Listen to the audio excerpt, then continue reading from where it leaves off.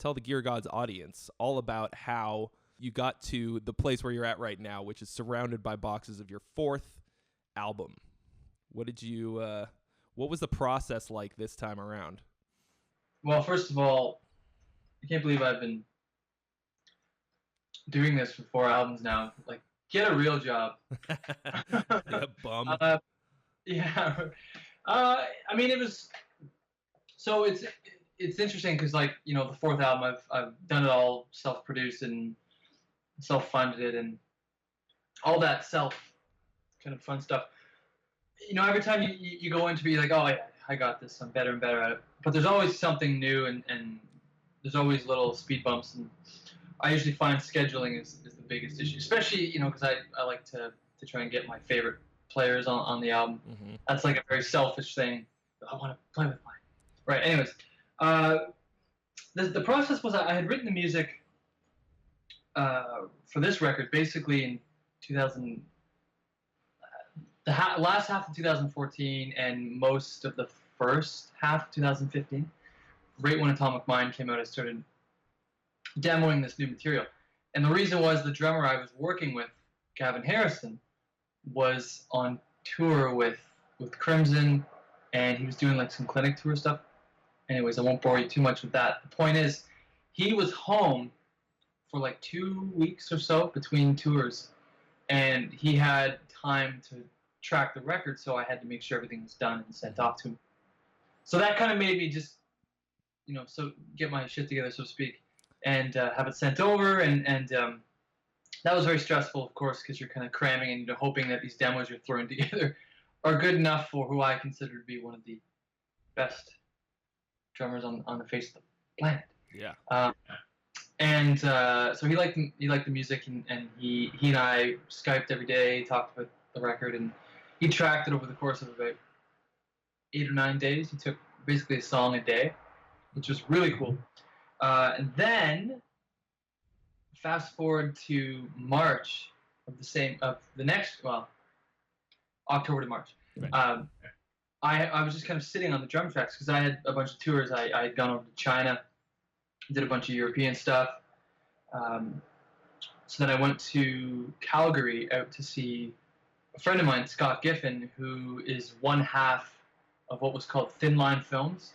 And him and Grant Cooper, they were the guys who did the Remarkably Human playthrough that just went up, that video. Mm-hmm. They did that Atomic Mind documentary, and they did that Schecter signature video and the Ultra Force video. Anyways, I went out there to see Scott. He's been an engineer and a producer for years. And we went to a studio called Studio D. I have the mug around here somewhere. They gave me a commemorative mug. And that's what you get for recording an album. Here's a mug. And we tracked the album in around about 6 days or so. So we did a lot of all the guitars and a lot of keyboard stuff and some textural stuff. So that was done March, and then when I got home, I had Luke Martin, who's plays piano on the record. He did all the stuff in his studio in the UK, and then Brian tracked everything in. I think he lives in LA right now.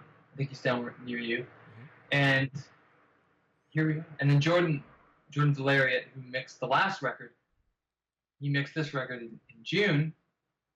Anyways, the point I'm trying to make. Oh, and then Jens from Fascination Street, Bogren, he mastered the record in early July. Yeah.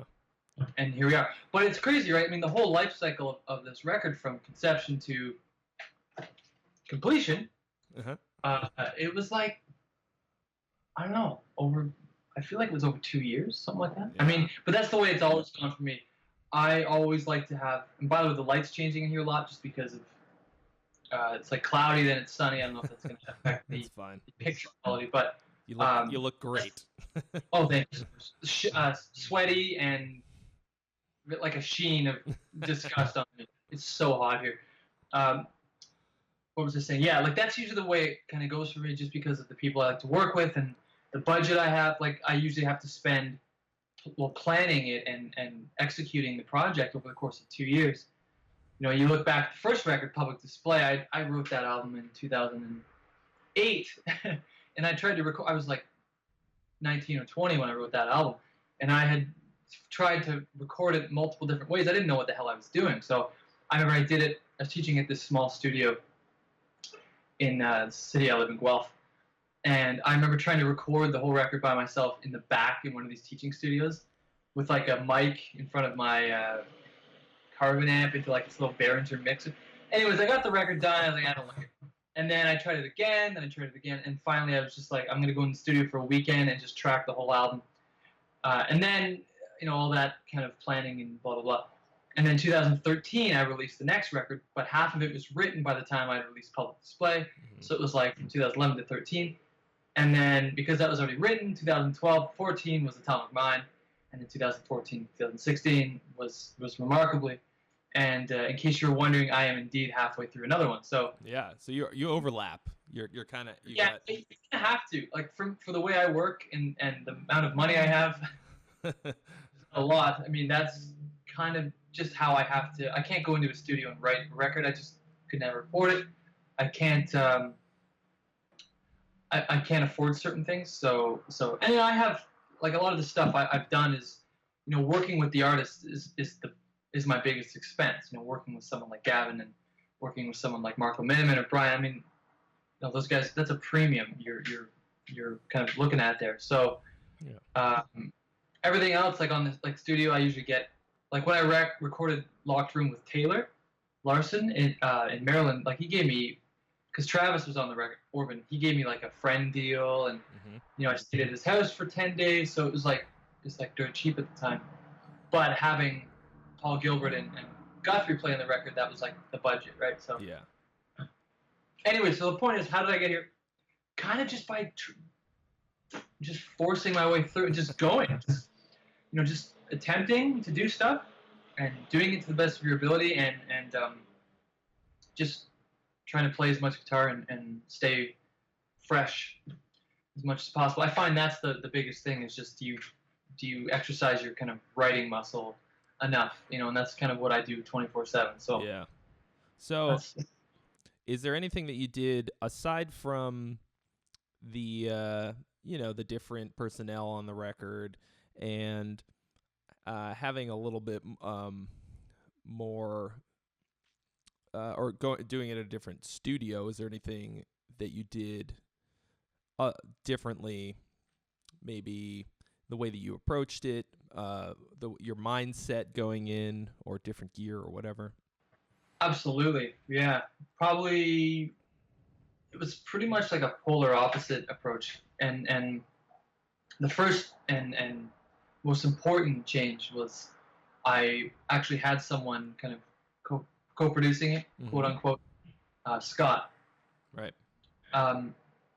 And it's like we have a really, really, really great relationship. Basically, we both like the same music and same artists and approaches to writing, and same kind of, like, if we talked about progressive music, it would be probably from the 70s, or if we talked about metal, it would probably be from a certain era. Like we just get it, like we get each other.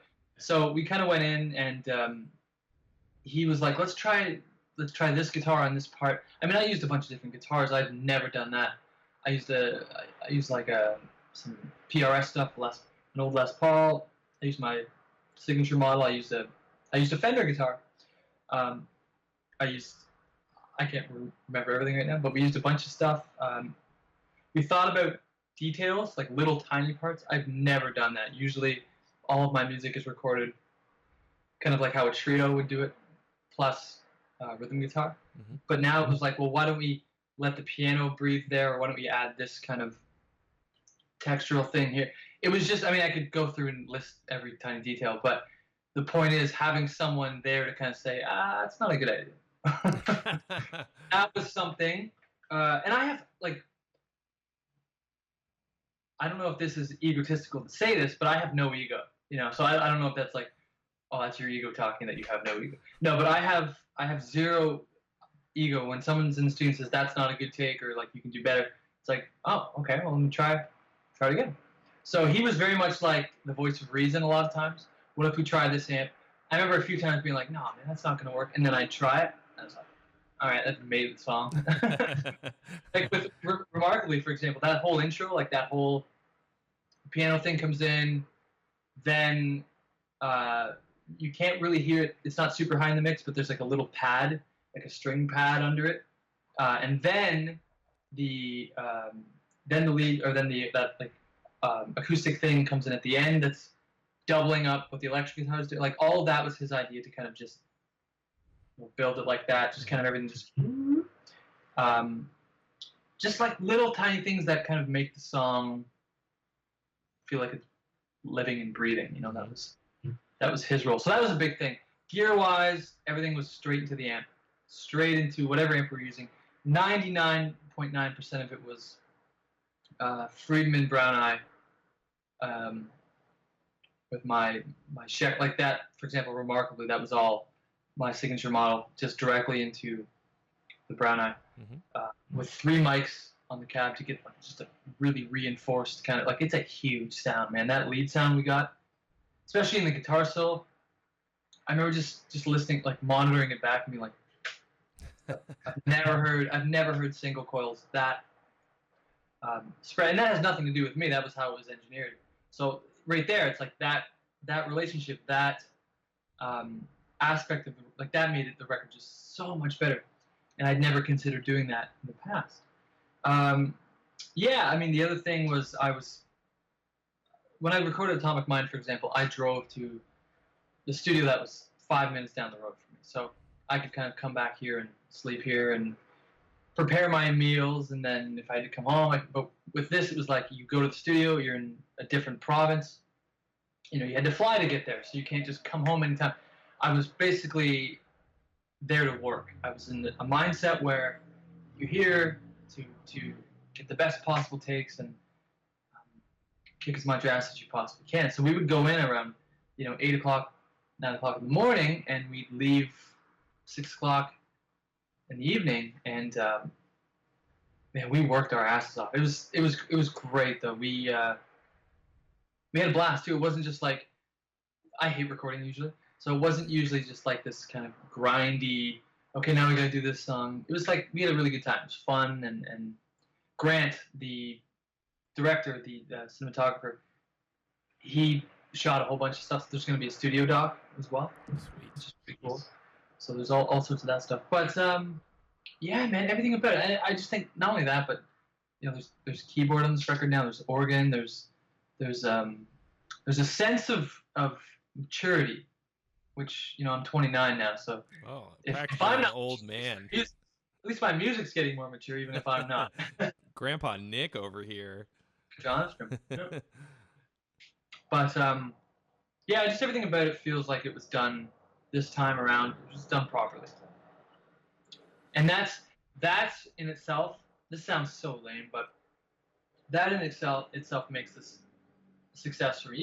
Even if people don't like it or if it doesn't do well. I don't even know what do well means, but I think it turned out well. So. Yeah, it's definitely my favorite one so far. I think I got what you were going for. You know what I mean? The way you describe it, I think, is good. It's more mature. It's got that. It's well, I really like your long melodic ideas. You know what I mean?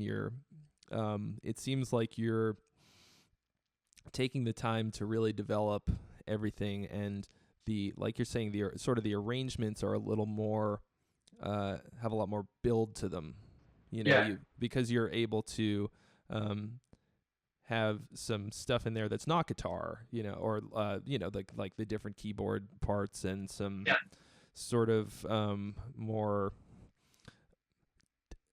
arrangement tricks, or not tricks, but techniques, and it gives the songs a little bit more life. So that's pretty cool the way that you guys did that. And yeah, working with a any second voice, to be like, well, what about this thing you probably never thought of? Yeah, Right? Oh, that's what I'm talking about. that's great. Exactly. Yeah. Yeah, and I think too, just I'm writing now is more so what I always kind of envisioned instrumental music to be, kind of more like the melody is almighty, so to speak, and the harmony is kind of what gives instrumental music legs or movement or purpose.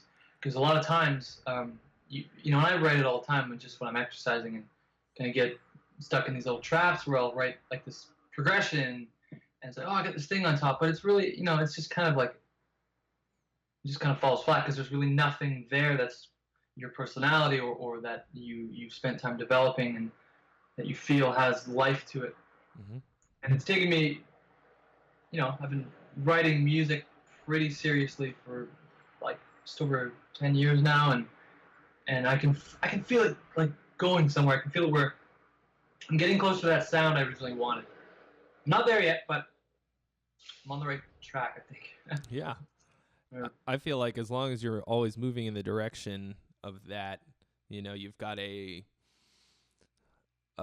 ideal sound that you're going for. As long as you're always moving towards it, I think people tend to actually achieve the thing that the sound that they're looking for as close as humanly possible, and don't really realize it because as you're doing it, your standards change. Yep.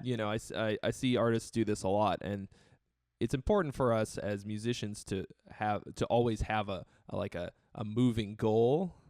Yeah. I think I'm always scared that you do something, you're proud of it, you achieve a small goal or a larger goal, like making an album, whatever, and it'll never end. There's always, as soon as you're done, you're like, all right, next one. One of these days I'm gonna, we're gonna be 85.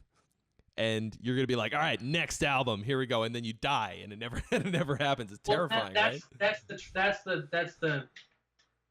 tragedy of it all, isn't it? You'll never live to write your best record. Yeah.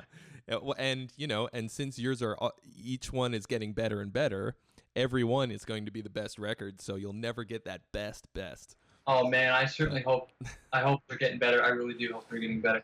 Yeah, I have no idea. By the time the album comes out, I've been with the material, and you've been with the material so long that it's like I don't even know what this is anymore. You don't know if it's good. You don't know. You have no idea, dude. I spent so much time in the last couple months just hating this and just doubting everything because you're with it too long. It's on the shelf too long. And you have it on your iPhone or your iPod or CD, if you can believe it. For so long that you're like, I don't even know what the fuck this is anymore. But you go through that cycle. Eventually, you'll come back around to loving it again. But it's for the time that you have to play it a lot. Yeah, like you love it in like a weird like nostalgic reason though, because you're like, I remember when I wrote this and I was so happy with it at the time. Anyways, that's a thing everyone struggles with. So sure that brings us to the next question. So now that you've got it and it's coming out on the 27th of this month, what's next? What are you gonna do? You're gonna do some tours. You're gonna do some clinics. Yeah, it's a great question. What's next? Totally. It's funny because you think when I get this album out, this is gonna be the biggest thing. I'm gonna have so much fun playing it. But then you realize like just getting the album out is really, it's like that's the beginning. Everything. It's like you spend so much time getting this done, and you're like, well, now you gotta do something with it. You're like, oh yeah. First thing I'm doing, I say we're doing, as Schechter and I's doing a clinic tour across Canada. Basically, the day I think I leave on the 24th or something for Vancouver, and then from the last week, basically last week and first week of October, we're doing that. And then I had a couple weeks off, and then I head to China, Thailand this time, and the Philippines for about 2 weeks. and then I'm home for 2 weeks, and then I go to England for a month on a bus with the fellas in Galactic Empire, which should be hilarious. What? Yeah. So I'm doing that tour. My band's basically supporting them for a month. It's great too. It's like a full month in just England alone. So it'll be kind of a cool hang. I mean, like some of those drives will be 20 minutes. It's gonna be great. And then what am I doing after that? Then I get back. By that point, it's Christmas. Then I can't give you all the info. There's a few things that are still kind of just being confirmed. But I'll definitely have enough going on until the end of the year to not want to think about anything past that. Yeah. And then there's a new signature mod. Like I've got that green guitar. That's gonna be the next sig, and I've got another thing going on with Schecter and a couple other companies. That's pretty cryptic, isn't it? Oh my God. I like it. There's a few other things going on. I can't. I'm having a hell of a time remembering everything just because this last week or two has been nuts. It's just been insane. It's just I can't focus on everything. I'm trying, but sorry, go ahead. No, yeah. You shooting. You shot a bunch of video. Yeah, while you were up there. Yeah, we did all of them. All 8 of the songs have every song. Every song. So the next one, and they're all like in different locations too. So we told. I don't know if you noticed. A couple people noticed, but when the title screen popped up, it said "Remarkably Human." That's part 2, "Remarkably Human." I don't know if you saw that. Ah, I didn't catch that. So part 2, like a lot of people are like, well, where's part 1? That was the whole point, is to make you go, what the hell? It was kind of like Tarantino style, where you don't actually start with the beginning, you kind of start. So the next song we're releasing on Tuesdays. There's like a really thinly veiled storyline that's going to connect all these things, but you won't know what the storyline is until basically March, when all 8 of them have aired, so to speak, because then you'll be able to watch them all in an organized playlist. But Hypergiant's the next song that comes out on this coming Tuesday, which is like part 5. So it's like part 2, part 5. Interesting. But we shot all 8 of them over the course of basically 3 days of shooting, which was insane. It was insane, man. I went out last week, week and a half ago, and we just went nuts. It was great. It was fantastic. And again, it was with Scott and Grant again, same guys. They're kind of, at this point, they've basically become part of the team, whatever that means, but they're on it. Yeah. That's great. That's great. Yeah, that's a huge thing, man. Just having like people in your camp you can, I know it sounds really obvious, but people you can trust, and people not only from a business relationship you can trust, but that you're friends with and that you get along with, and even though you have like this huge distance between, you guys, you can still be buddies. You can still keep up on what's going on, and anytime you go out there, it's like work is important, but you're friends first, Yeah. That for me is really important. It's like, let's get that kind of family feel to it. Yeah, and you have to be able to trust them with your material.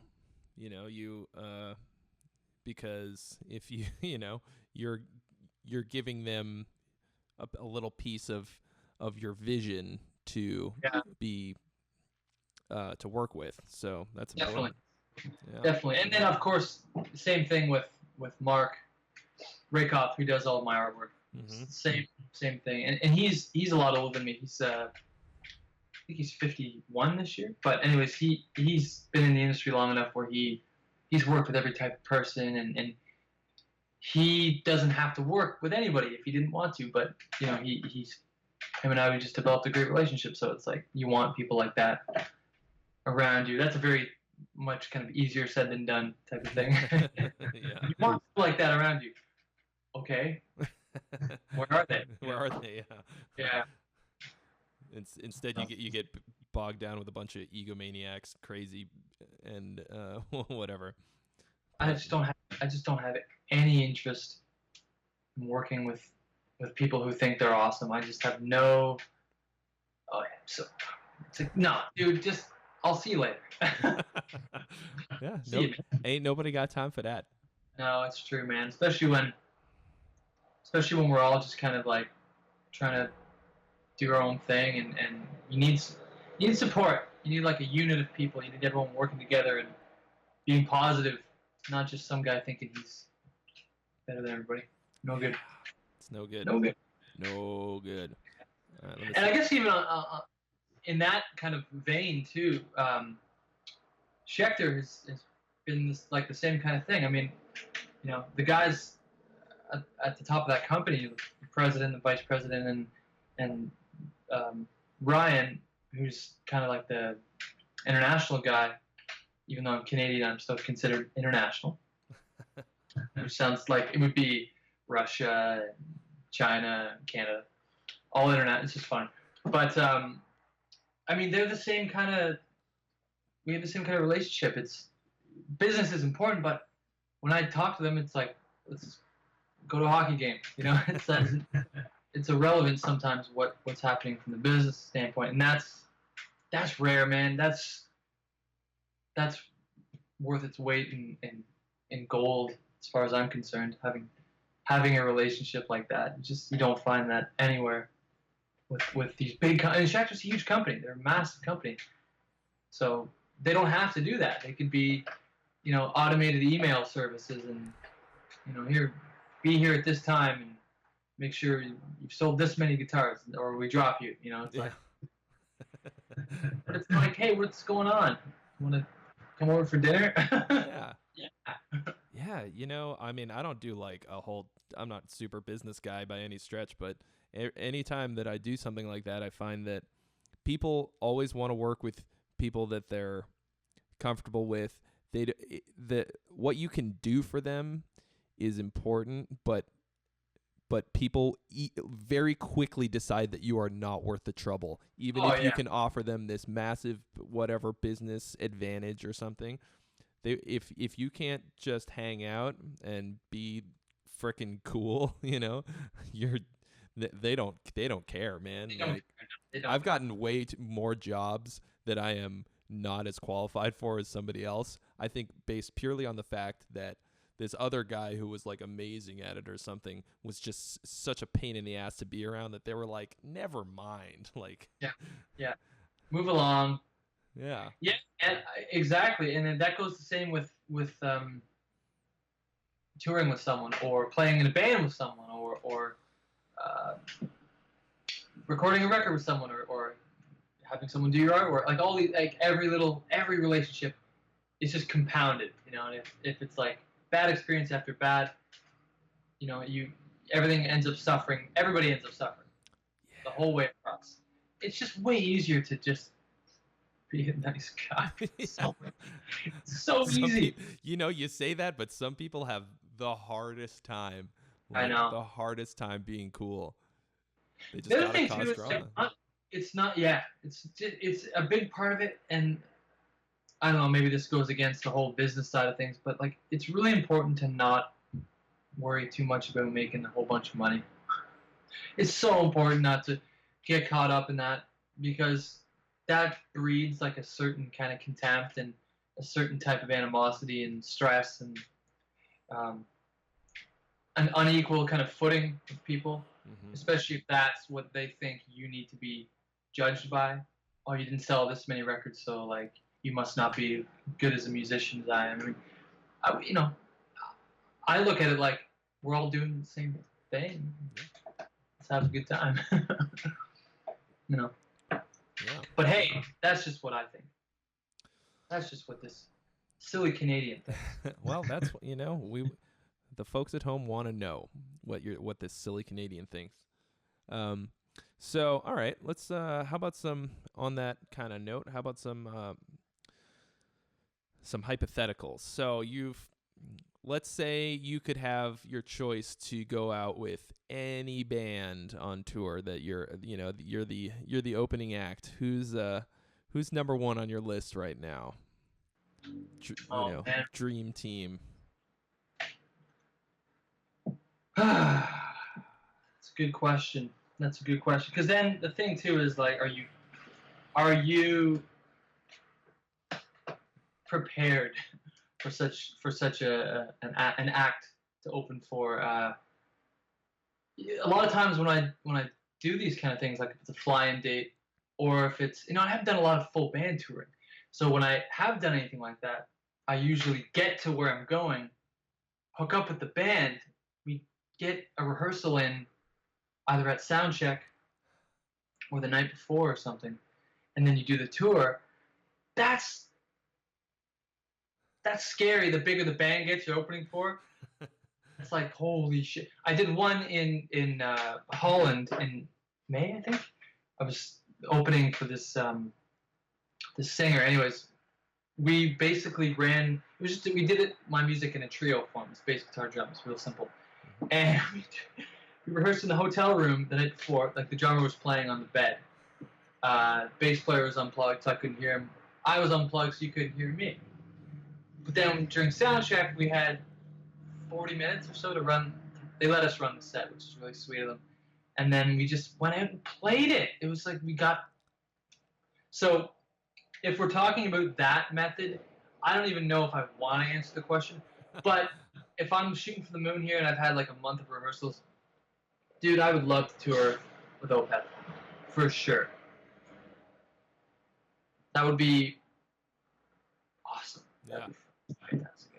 Yeah, I can hear a little bit of Opeth here and there in your mainly in your sort of harmonic progressions. A lot of your chord choices and stuff have a little bit of that Opeth flair. Yeah, I think what that is it's kind of rooted more in like a classical approach to harmony, where you're not necessarily thinking about playing in, like, nothing's specifically in one key. It's more so, here's this melody, what do I want to do to support the notes?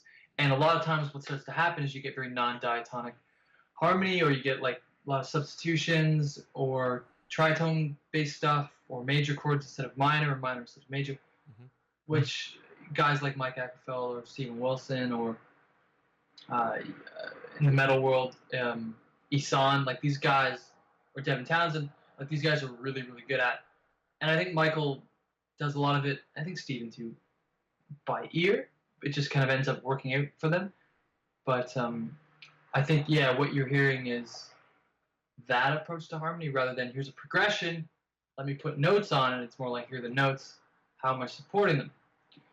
So anyways, I'm just kind of blabbing. The point is, I think I'd probably get booed off stage every night, but I would love to attempt to open for them for a bit. It'd be a weird mix, but it'd be fun. Well, you know, for me it would be fun. I don't know for them, but for me it'd be awesome. That's all that really matters. Well, I mean, you know, I think the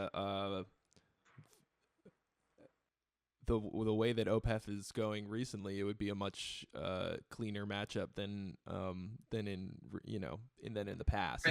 Deliverance. Yeah. Cycle. Yeah. Yeah. You know, that's when I saw them on whatever last US tour they did, and I was kind of like, oh, okay, very different, you know, than the first time I saw them, when it was, you know, real brutal. Yeah, they're definitely.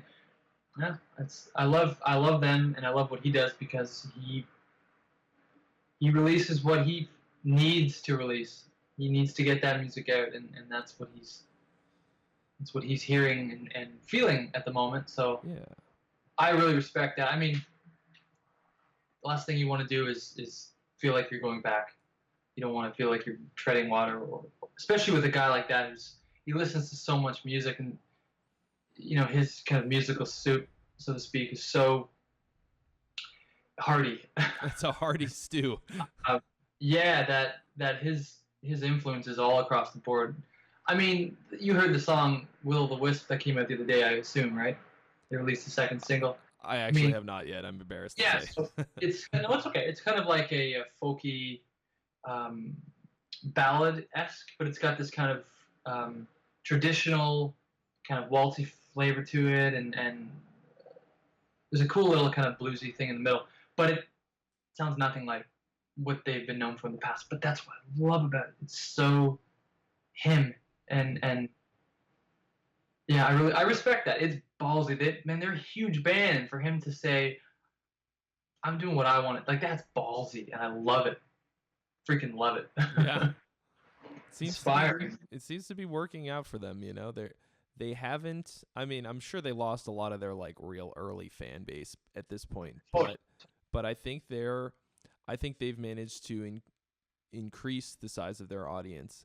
They have just enough time in between albums, you know, that they're not I don't think they're losing people like, you know, a lot of these bands they'll when they have a big change like or a big sonic evolution like that, they take too much time to get it done, and it seems over the last 3 albums they're sort of like they're moving in a nice consistent way towards this new sound, and they're bringing their audience with them, so I like that a lot. Yeah, no, I mean I don't care what they release. I'm a fan just out of principle alone. Like, yeah. he is a visionary musician, and I don't care what he does. I'm listening to it. Yeah, it's like Star Wars. Like I remember when they started putting out like teaser trailers for the new movie. I was like, you don't need to put. I'm gonna go see it. Like, just take my freaking money. Like I'm there. Yeah, you don't need to convince anybody to see it. You don't need to convince me to buy an Opeth record. Same thing. Exactly. Totally. Yeah, and I, again, like I said, I respect people like that. You know, there are few and far between, especially kind of nowadays. Everyone's kind of fighting for a piece of the pie, and for someone like that who doesn't need to even release music at all, like he could get away never releasing another record again, but he's like, I got too much going on in my brain to let it lie there. So yeah. That's who I would. I mean, sometimes it's cool to not even think about who would be like a good band to tour with. Sometimes it's just like if you get an offer, and like I never would have thought of that, but I'll do it. You know, sometimes that's really cool. Like these weird mix-ups. I got asked. I don't want to go into detail, but I got asked to do something for next month, and it just didn't work at the time. But I was like, that would really with them? Okay, and so that stuff's kind of cool too, just to try. Like maybe I'd get stuff thrown at me every night, but it would be so fun to try that.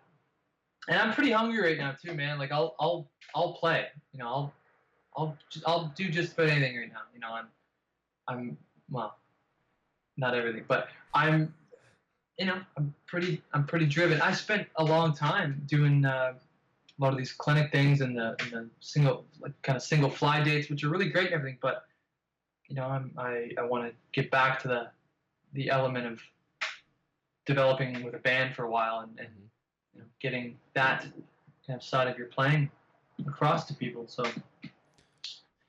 I'm good. I'm game. Who's gonna be playing with you on some of these tours? You got a band? Yeah. Right now, the guys that I'm doing the UK thing with, they're a lot younger too. So the bass player is a guy named Jake Galvin, and he's incredible. He's kind of like a jack of all trades type of bass player. His dad was a bass player, so he grew up playing a lot of funky kind of stuff and a lot of rock music and blues. He was just, I've talked to him yesterday. He said he just did some gigs with, do you know Joss Stone? That vocalist? Yeah. Just did a bunch of gigs with her, and wow. For a young kid like that to, she's kind of a big deal in the UK. She's like a big pop star or rock star, or whatever you want to call it. I don't know. But he just kind of filled in and nailed that stuff. And the drummer is a guy named Andy George, who is a young guy as well, but just naturally adept at playing any like style of music. And a lot of my early stuff, like it's all over the map in terms of style. So I'd say, let's play this and this and this. And he's like, okay. And he, and I find too with younger guys like that who are musically mature, usually they're pretty excited to do stuff. You don't have to really convince them, like, oh, there's gonna be really good catering. Like, I don't care. Just let's play. Yeah. I'll And there's eat a Cliff Bar every day for lunch. Yeah, Just get me out there. stage, man. There's no ego or there's no issues, and that's very important to me. I don't want to deal with that shit right now. Yeah. Well, Yeah. they it's because they don't know the pain of waking up for the 5th day in the row at the venue and having lunch meat for breakfast again. Like every day, waking up in a different city, and you think the music is the most important thing until you're like, no more labor case and fucking, Yeah, until you've been sleeping on the bag of bread that you'll eat. Just so much for lunch. the bread pillow. Yeah, it's your bread pillow.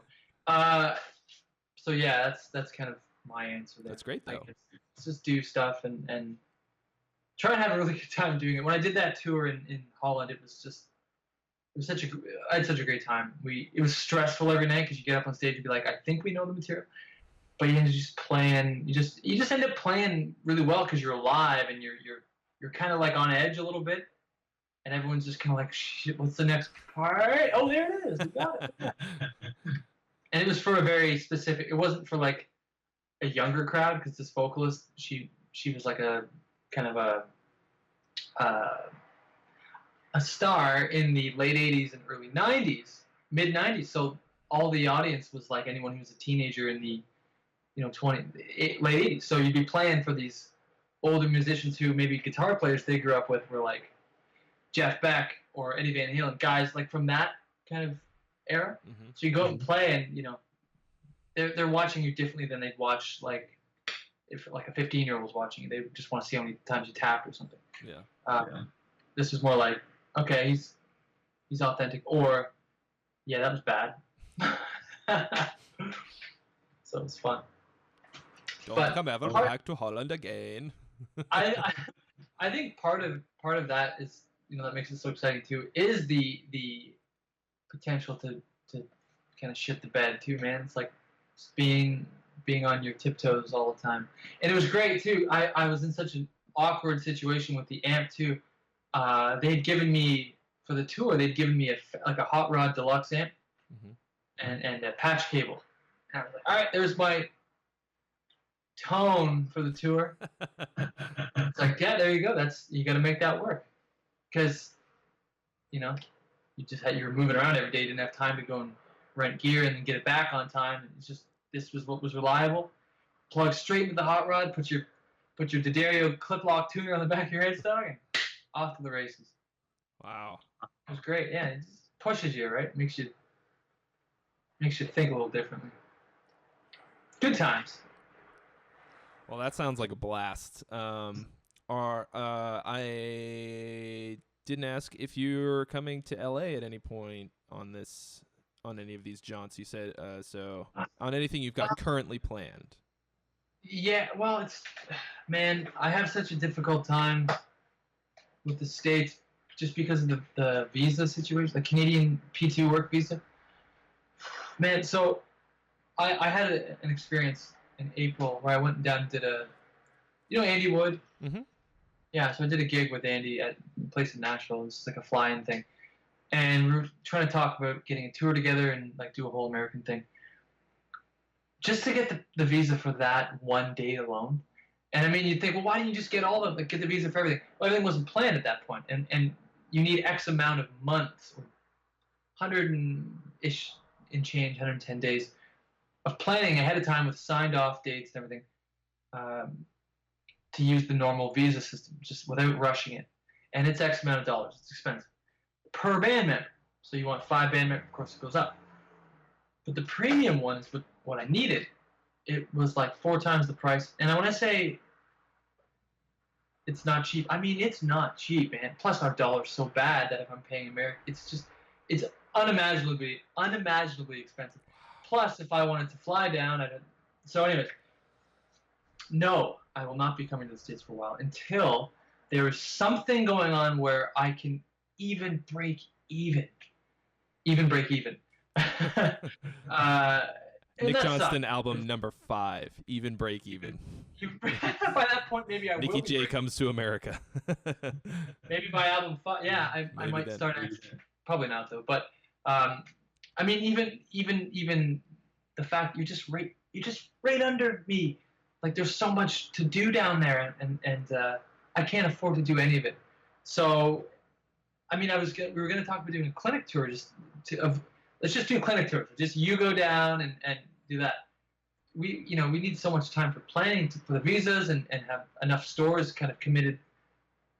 Plus the routing, like which stores, or routing, depending on how you pronounce it, which stores are actually Schecter dealers and where are they and when are we going to do it, and numbers and brains exploding. And it's a lot of work, especially, I'm my own kind of manager, so I have to deal with all this crap myself. And it would be nice in the future to get to a point where I could say, yeah, I'm going to come down for a week and do this, but until there's an offer that is on some level worth it. Yeah. And I mean, when I say some level, I mean it could be the lowest level where I just literally lose a little bit of money. Like, I don't mind losing a bit of money because it's an investment and it's, you got to do it. But when it's that much money, I want to come home and eat. Yeah. Pay rent. So right now, no, unfortunately not. I'm just not big enough yet. I'm not important enough to do that yet. Maybe in 20 years. After 10 rounds. I hope I don't have to wait that long. I'm sorry, you're gonna have to wait that long. Until then, the only appearance I'll be making is at some NAMM booth. I don't know. Who knows? But maybe tomorrow maybe someone will hear this podcast and be like, "Hey, here's hoping. We need you to tech." Whoever you are watching and listening to this right now, bring Nick to America. To America. Hashtag land of break even. Hashtag even break even. No, I mean, I'm complaining way more than I should be, man. Like, that's a pretty big first world problem. I can't tour in the States, but I'm going to China, and I'm going to the Philippines, and I'm going to Germany again. And it's like, pick your battles, kid.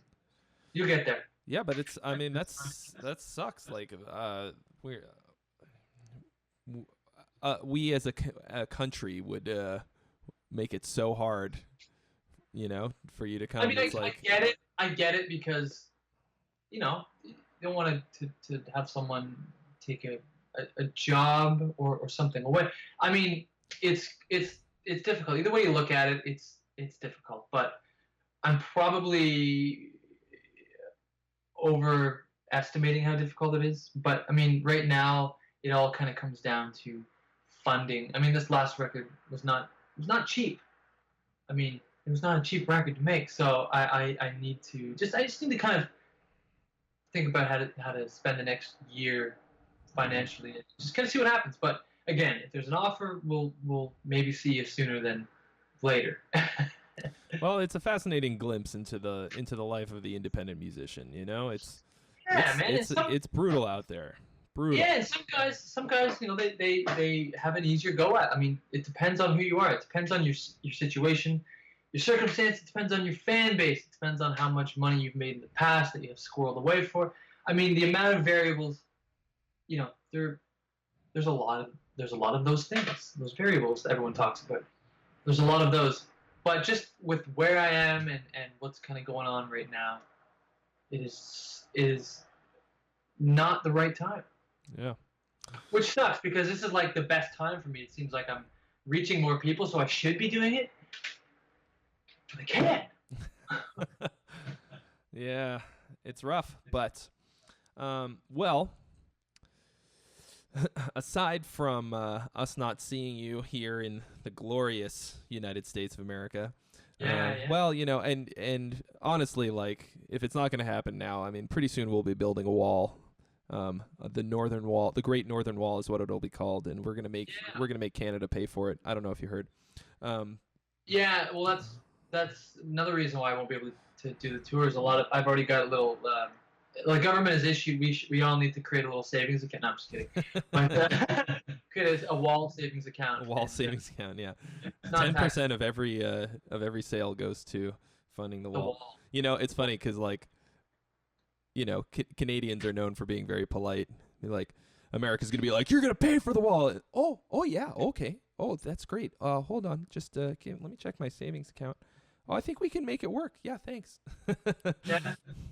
I this past year for some reason I've just met so many Canadians and spending a lot of time with Canadians, and I've discovered both that the stereotype is a lot more true than I thought, and also a great deal more false. Especially hanging out with the longer you spend with Canadians, the more you figure out like, yeah, they're real polite on the surface, and then they're real. They're just as real as everyone else. You break through that. Well, the Rev dudes and a little bit, Yesterday, he's a great guy. Yeah, super cool dudes. And then Glenn Fricker, of course, who Glenn is Canadian? Oh yeah, he represents I call him the angriest man in Canada. Furious Glenn, Windsor, Detroit. Did you say Windsor? Yeah, okay. right on the border there, just about. That's not too far away. Oh, there you go. I would love to see a Nick and Glenn chat. Tell him to hit me up. Yeah, I will. That's great. I didn't know he was Canadian. I had no idea. I knew Derek was Canadian. But yeah, I didn't. There's a few other guys that are. Like I know Devin Townsend. He's Canadian. Yeah. Who were you just? Were you just with Zach? By the way, I saw that video where he did the punch. That was fantastic. Yeah, that's kind of our tradition at this point. He's the funniest person I've ever met. Just about. I know. I've had a conversation with him. He's wild, man. Dude, he is Zach Wild. He is as wild as the name implies. He's so funny, dude, and he instantly turns into a director as soon as we did this whole rig rundown thing that'll be up this week or next, and cool. And like he's like really good, and he'll show you around, and then it's like, okay, now we're gonna do something funny, and he's like grabbing people to be the sound, like he's like, hey, you want to come hit this Scott Dixon case to make the punch sound, and he's like, you stand here and get the right angle and make sure the lights are good. I'm like, where did this guy come from? Yeah, he's funny, man. And you got to get it right, dude. He's like watching the playback, like, okay, we could do it better this way. Yeah. So funny. I just want to hang out with him for like a week. Yeah. You'll get one of those coats by the end of it too, I think. One of those jackets. Yeah, I'll be wearing one of those Black Label Society. Yeah, you'll end up with one of those. Yeah. The battle vest with the patches. Oh yeah, dude. But lots of Canadians. Sam Jacobs, that guy from the After Image, and yes, I did meet him. He hangs out with the Rev guys too, I think. Yeah. Right? Great guitar player. He was playing with Aaron for a bit, I think. Yes. Yeah. Just it's weird. I've been to Canada before. I went like over the border to go to the falls, and I went to Montreal on a orchestra trip in high school. And that's awesome. That's the extent of my family owns a house in Nova Scotia, and I've never been there. It's Nova Scotia, yeah. Now I have all these reasons that I need to go to Canada. You should go to Nova Scotia just to compare it to Los Angeles. Just to see. You gotta be the polar opposite, right? Oh, dude.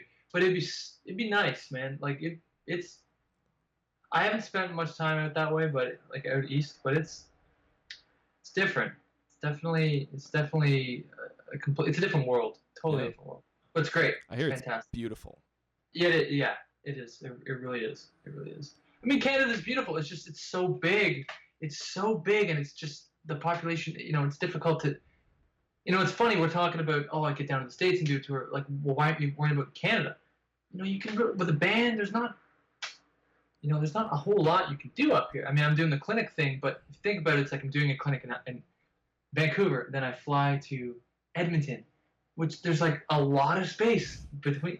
And then Alberta, Calgary, and then Winnipeg, and then all the way over to Montreal and Quebec. It's like, well, what about all that space in between?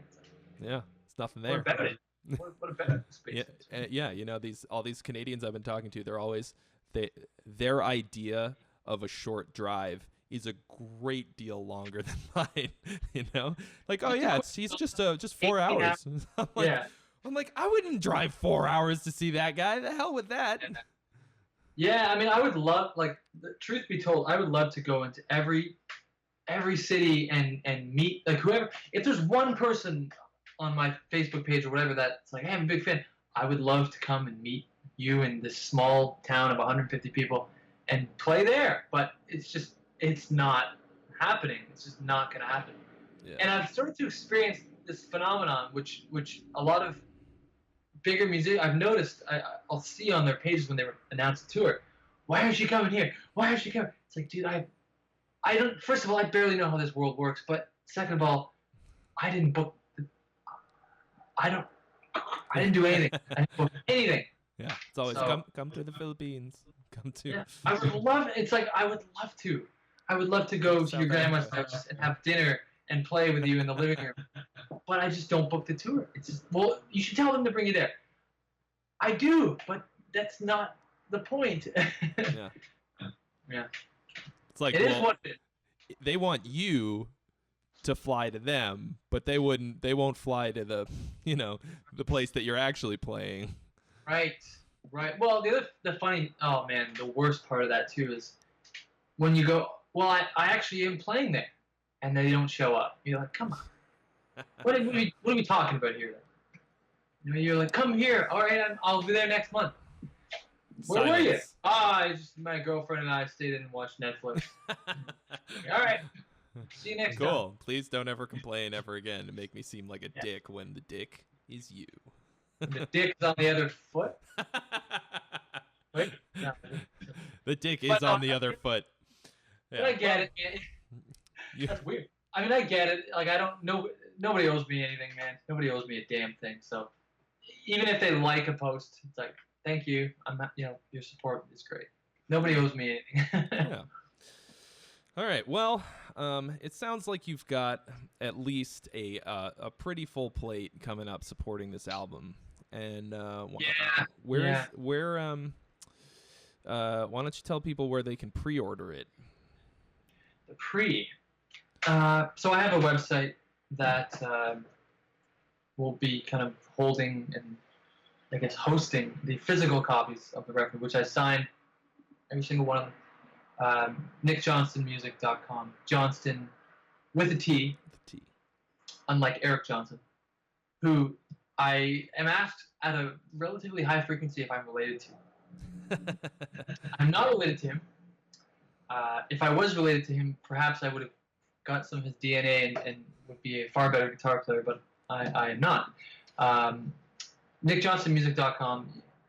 Pre-order the tab book, and actually, this is kind of cool. I have these really, really beautiful art prints, too, that are I signed each one. They're fantastic. 11 by 14, 14 by 11, something like that. Beautiful, beautiful stuff.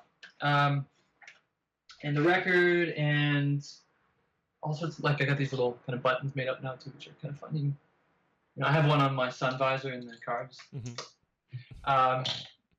What else? What else am I doing on there? Well, you can check. All 4 albums are on there. There's a bundle of them. You know, I sell stuff. It comes with pics. Oh, I got these shirts now too. These are awesome. Oh, I would wear the crap out of that. Yeah, it's pretty boss. And more stuff coming all the time. But that's kind of where all the physical stuff will be living. I just actually got a licensing deal in Japan. So there's in I think a lot of Asian countries they're going to be selling them through King Records. You know, but for those of you English speakers on this side of the world, it'll be through my site. Other than that, if you're not interested in the physical stuff, which I can totally understand, iTunes, I mean the usual kind of digital hangouts, Google, Amazon, iTunes, Apple Music, it'll be hanging out there, and Spotify and all that good stuff. You know, I'm not one of those guys that, I mean, there are some of these kind of guys showing up now and saying Apple Music's no good, Spotify no good, full stream no good. I mean, I just want people to hear it. You know, I don't care how they hear it. I don't care how they hear it. Just please hear it. Yeah. And if you like it, buy it. If you don't like it, then just don't listen to it. Simple as that. So yeah, that's kind of my approach to it, and it's not going to be hard to find it. Like if you want to hear it for free, you can definitely hear it for free. You can hear the crap out of it for free if you want. I don't do Bandcamp anymore. I just didn't see the point. It's available in enough places already to have to worry about another distributor.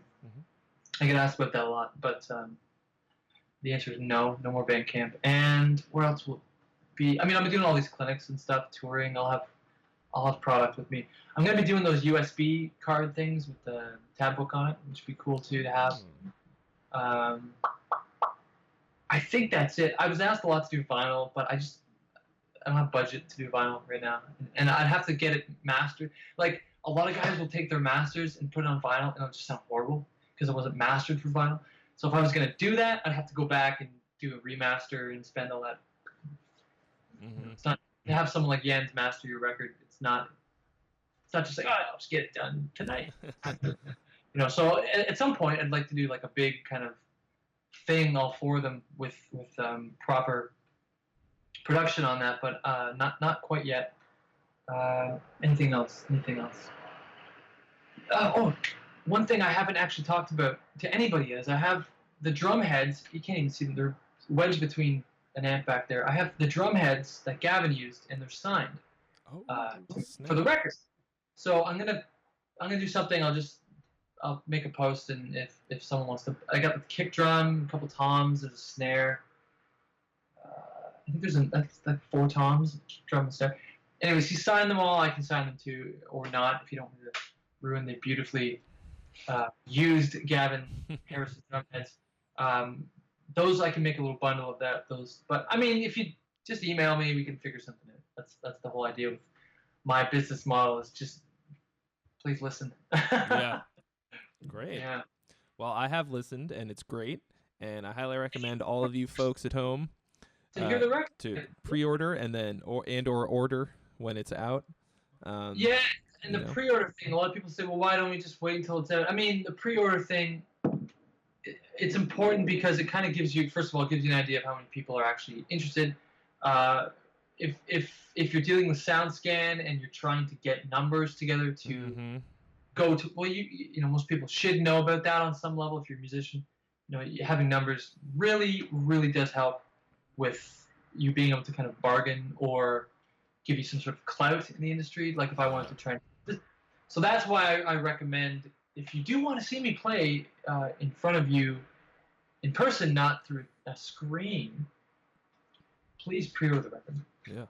And that is going to be probably more of a likely situation than if you streamed it. But again, it is what it is. Pick your approach. Other than that, I guess just to everyone who's heard or been following along with this particular release, thank you. It's been a way bigger reception and more exciting debut of the first single than ever before. So that's a good sign, I think. Atomic Mind to me was, well, let me rephrase that. This record, I think, is going to do what I was hoping Atomic Mind was going to do. That was just get a little bit more people interested in, and to kind of hear like what my approach to instrumental music, my thing. So I think we're getting there. Yeah. All right. Well, and new single on Tuesday. This coming Tuesday, of course, depending on how quick I get this edited and up. Oh, yeah. If it's already out, then did you like it? Yeah. What do you think? Yeah, it should be out on I guess that's the 13th. Yeah, I don't have my phone with me. All right. Yeah, 13th. Great. Which one is it? What's the song? Hypergiant, which is that kind of it's number 5 on the record. Again, kind of like a mid-tempo kind of tune with that. There's like the first time I've ever used wah is on that track. There's that kind of you remember that part? I don't know if you do or not. Yeah. There's that long ending thing, and then it kind of breaks down with that acoustic guitar and piano melody. Yeah. So a lot of firsts on this one for me, and again, I have no idea how it will be received, I guess we'll find out in less than a week. Oh, I can tell you. I can tell you. People be like, "Oh man, he's using a wah now. I like his old stuff better." Listen, just piano on stuff, and he was way cooler before he started using keys. Oh God, I can't stand his new approach with the keyboard player and everything. What a sellout, man! Piano. Who does he think he is, using 3 mics on the cabinet? Like, Should go back to his old tone. yeah, no, I will not. It's okay. You should go back in your cave, internet commenter. I love internet commenters. I love them all. I think it's awesome. Even the negative ones. I don't know what it is. It's just like, yes. Feed me. feed me your hate. I used to get really bummed. I'm not gonna lie. I used to get really, really, really bummed when I'd see someone go, just straight up, like, this is shit. Like, not even like or one of them. I remember one of them was like, I'll never forget it. It was just, fuck you. It's like, like that's it. It wasn't even like, hey, I'm not this. I'm not really. No, it was just like, just fuck you. Like, oh man.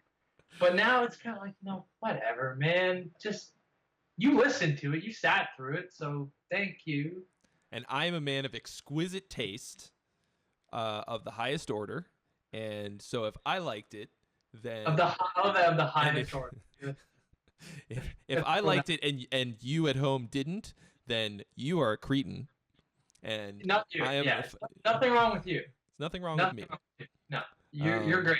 I'm the greatest great music fan and listener. No, but really, it is really, really good. It's if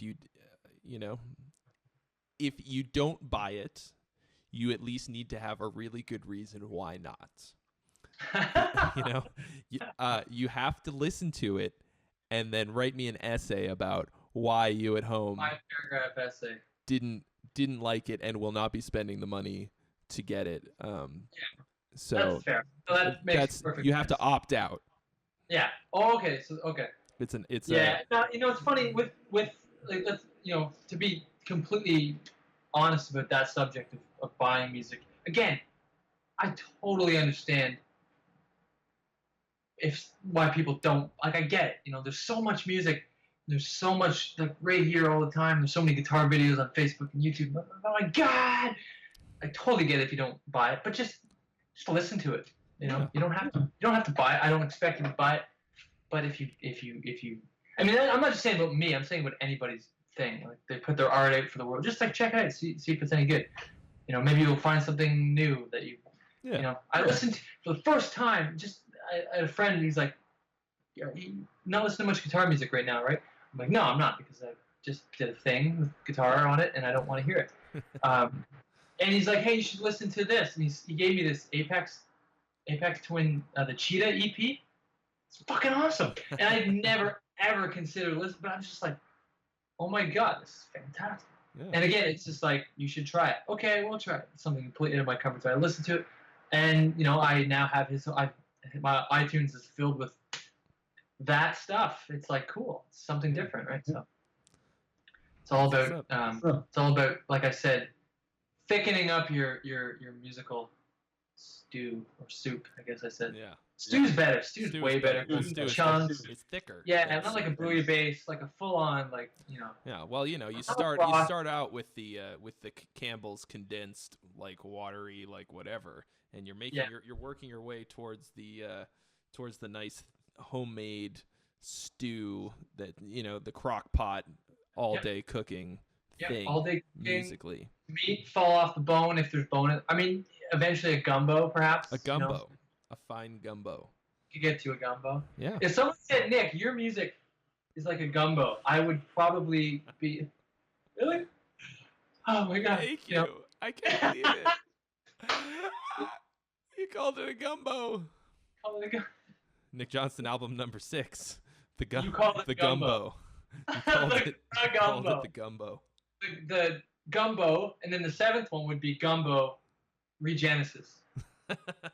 Or resurrection. Gumbo resurrection. Or Desert Storm. I don't know. Getting Electric Boogaloo.